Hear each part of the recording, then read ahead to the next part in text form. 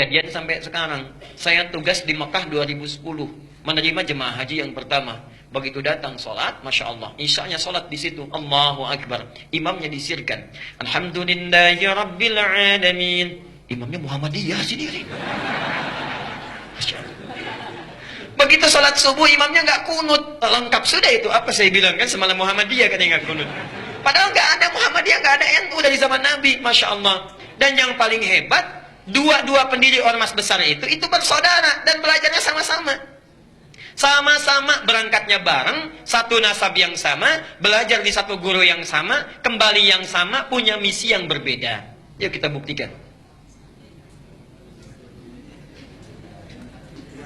Saya agak panjangin sebentar nih ya.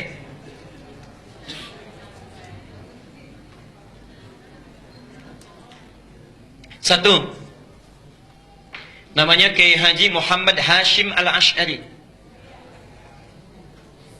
Muhammad Hashim Al-Ash'ari.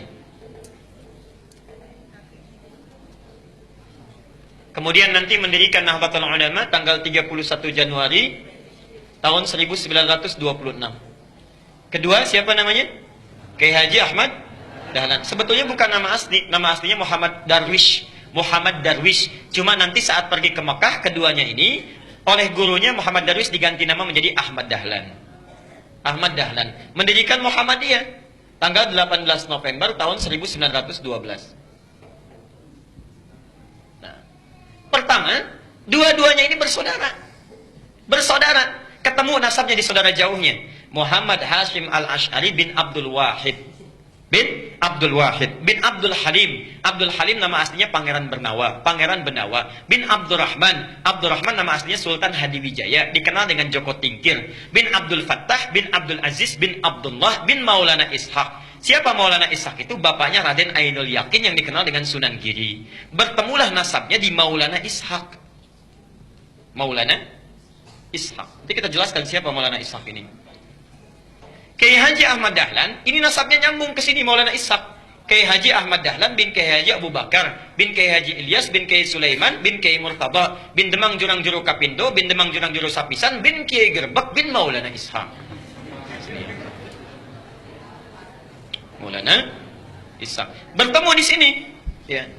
Siapa Maulana Ishaq ini? Adalah satu dari dua anaknya Syekh Ahmad Jumadil Kubra yang membawa Islam, asalnya dari Mesir, datang dengan 8 orang temannya atas perintah dari kekhilafahan Turki supaya datang ke Nusantara memberikan nilai-nilai Islam. Namanya Ahmad Jumadil Kubra.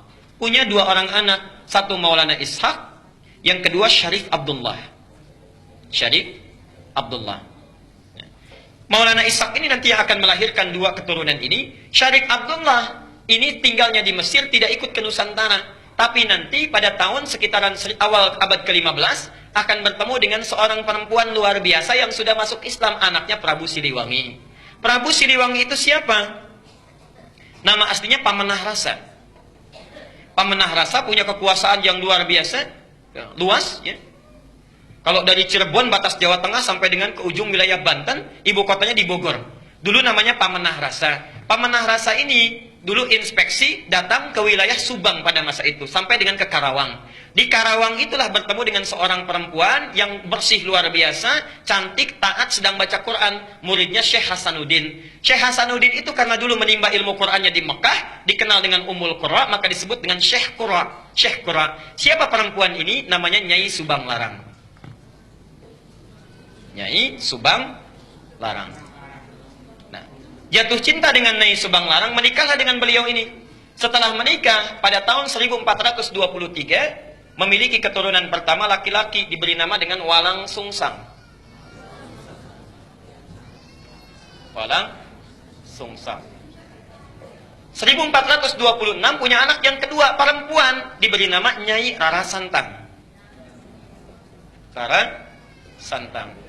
1427 lahir anak yang ketiga, diberi nama dengan Raja Sengara. Raja Sengara. Nah, kakak ini, 2 kakaknya, Walang Sungsang dengan Rara Santang, kemudian muncul satu masa ingin berhaji. Datanglah ke kota Mekah. Ya. Kemudian mereka datang ke Mekah setelah menunaikan ibadah haji, berganti nama. Ini Walang Sungsang menjadi Ki Abdullah Iman. Kan yang ini ya, Abdullah Iman namanya. Gelarnya Ki Samadullah.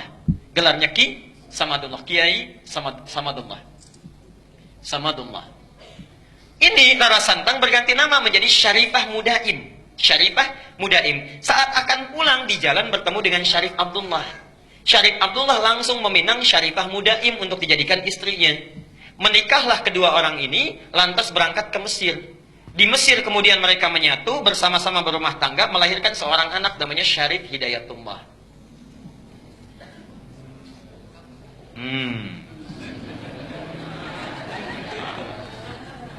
20 tahun belajar di sini, belajar dengan Syekh Ibnu Athaillah Al-Iskandari, belajar dengan ulama-ulama besar, sampai setelah matang kembali dia akan menengok kakeknya datang ke Prabu Siliwangi. Ya. Karena kakeknya tinggal di wilayah Jati, diberikan kekuasaan di situ, diangkatlah dan dikenal dengan Sunan Gunung Jati di kemudian hari. Itulah Syarif Hidayatullah, keturunan dari sini. Sedangkan Ki Samadullah pergi ke satu wilayah dikenal dengan Lemah Wungkuk. Minta izin pada bapaknya untuk memajukan wilayah itu. Di Lemah Wungkuk itu, Masya Allah, itu etnisnya campuran. Ada orang Cina, orang Arab, orang lokal, masih belum bagus. Minta izin supaya ditata. Campuran dalam bahasa lokal itu disebut dengan caruban. Oh, caruban. Begitu datang ke sini, ya, dikelola, dirawat dengan baik sampai tumbuh pesat luar biasa. Masya Allah, tiba-tiba melihatlah seorang anak perempuan, putri dari seorang pembesar Syah Bandar namanya Ki Gedeng Alang-Alang, punya putri namanya Nyai Kencana Larang. Kencana Larang. Ya. Menikah dengan Kencana Larang. Setelah menikah, untuk mengabadikan namanya, maka disebut dengan Caruban Larang, Caruban Larang, Caruban Larang. Lisan orang sana menyebut Caruban, Caruban, Caruban. Berubah sekarang menjadi Cirebon, Cirebon, Cirebon, Cirebon. Nah, muncul Cirebon. Ibunya Nyai Subang Larang sudah lama berumah tangga, ingin menengok. Di perjalanan lewat di satu daerah, ajalnya tiba, meninggallah di situ. Untuk mengenang sampai sekarang disebut dengan daerah Subang. Orang Subang belum tentu tahu itu. Nah, ya. Nah, terus apa cukup? Jadi muncul Cirebon. Nah, karena Cirebon sudah maju, maka kemudian diangkatlah, diberi gelar oleh Prabu Siliwangi, diberi gelar namanya Mangkubumi. Ya, Mangkubumi. Ini pertama gelar ini. Mangkubumi itu artinya khalifah fil ard. Al-Baqarah ayat ke-30. Wa idz qala rabbuka lil malaikati inni ja'ilun fil ardi khalifah. Fil ardi itu bumi. Khalifah, mangku, yang merawat, memangku bumi. Jadi gelar mangku bumi itu sama dengan khalifah. Jadi salah total kalau mengganti gelar khalifah menjadi mangku bumi. Sami mawon. Khalifah itu ya mangku bumi. Itulah pertama kali gelarnya diberikan. Nah, yang ingin saya sampaikan, itu satu keturunan yang sama dari Ahmad Jumadil Kubra, punya anak itu. Kisah ini bukan fiktif, bisa dibaca. Yang paling bagus, judulnya Api Sejarah. Ada 2 jilid, karya sejarawan muslim namanya Ahmad Mansur Suryanegara. Ahmad Mansur Suryanegara yang dari Bandung. Jilid yang pertama warnanya hitam, halaman 148.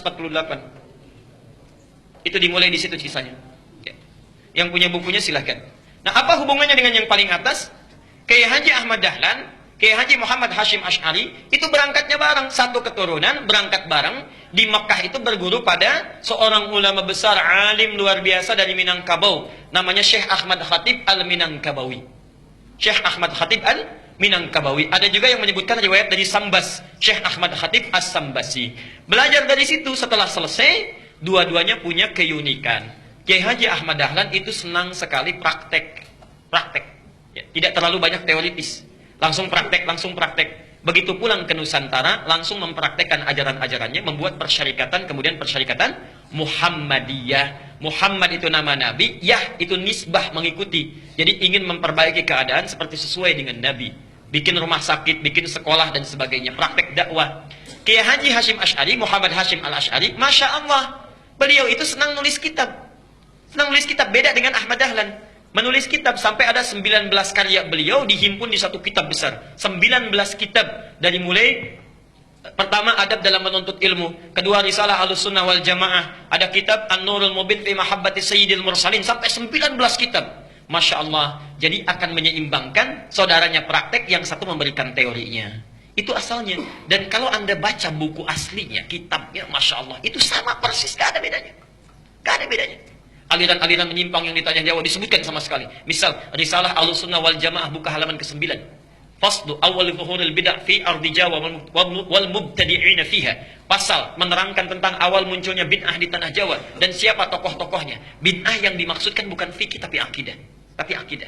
Halaman ke-10 paragraf yang kedua, baris 1 sampai dengan baris yang keempat. Silahkan lihat. Wa minhum rafidhiyuna. Di antara aliran bid'ah itu adalah Syiah Rafidah. Syiah. Ya.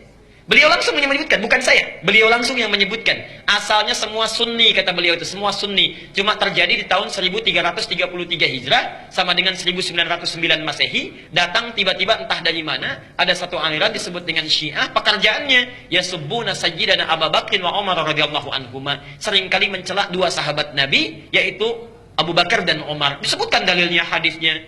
Kemudian halaman yang ke-11-nya, wa minhumul abahiyuna, ada aliran kepercayaan abal-abal, abahiyun, semua boleh. Siapa mereka? Yang merasa dekat dengan Allah, wasafa qalbuhu, hatinya merasa sudah bersih, jernih. Sehingga kalau sudah bersih jernih itu tidak berlaku ketentuan dan larangan. Jadi kalau nggak sholat pun nggak apa-apa karena sudah dekat dengan Allah. Gelarnya tinggi, Pak Kiai. Pak Kiai kok nggak sholat ya? Kan sudah adzan. Jasad bapak bersama adik, tapi roh bapak sedang sholat. Nah itu diantara yang kacau itu ya. Jadi larangan nggak berlaku karena sudah dekat dengan Allah. Ini penyimpangan langsung disebutkan di Quran surah ke-2 ayat 80 Al-Baqarah. Ya. Ada lagi aliran yang reinkarnasi tanasukhil arwah, ya. Bahkan ada jahlatul mutasawwifah, orang sufi yang paling bodoh, disebutkan oleh beliau. Siapa itu? Itu yang mengaku menyatu dengan Tuhan, Allah sudah menyatu dengan dirinya, manunggaling kaulah Gusti. Siapa kamu? Saya adalah Allah. Allah sedang apa? Allah sedang makan. Nah itu sudah lain. Jadi itu diantara kitab-kitab beliau. Nah, jadi tidak ada bedanya. Kisah yang terakhir yang ingin saya tutup, satu kali muridnya Kiai Haji Hasyim Asy'ari itu berkunjung ke Kauman ke Jogja. Karena Ahmad Dahlan pulang ke Kauman, Hasyim Asy'ari pulang ke Tebu Ireng ke Jombang. Datanglah dari Jombang itu, kemudian ke wilayah Kauman, dilihat di situ. Kok ini beda ya katanya. Balik lagi ke Tebu Ireng. Syekh katanya, itu ada aliran di Kauman yang menyimpang. Bagaimana caranya? Begini. Siapa orangnya? Namanya sekian. Ciri-cirinya bagaimana seperti ini? Itu bukan menyimpang. Itu saudara saya. Bantu sana balik lagi. Masya Allah. Ketika membantu balik lagi, kemudian sampai di situ berumah tangga, punya anak namanya Ahmad Azhar Bashir. Sampai kemudian jadi pimpinan pusat Muhammadiyah. Yang digantikan oleh Amin Rais, digantikan oleh Syafi'i Ma'arif, digantikan Din Samsudin. Agustus nanti mau muktamar itu. Ya, mau diganti lagi karena sudah 2 periode. Saya baca itu. Jadi saya tahu itu, ya. Sama juga NU juga begitu, sama sampai sekarang, sampai Aqil Siraj, ya. Hasyim Muzadi digantikan Aqil Siraj, sekarang mau nyalon lagi yang kedua itu, ya. Jadi insya Allah baca.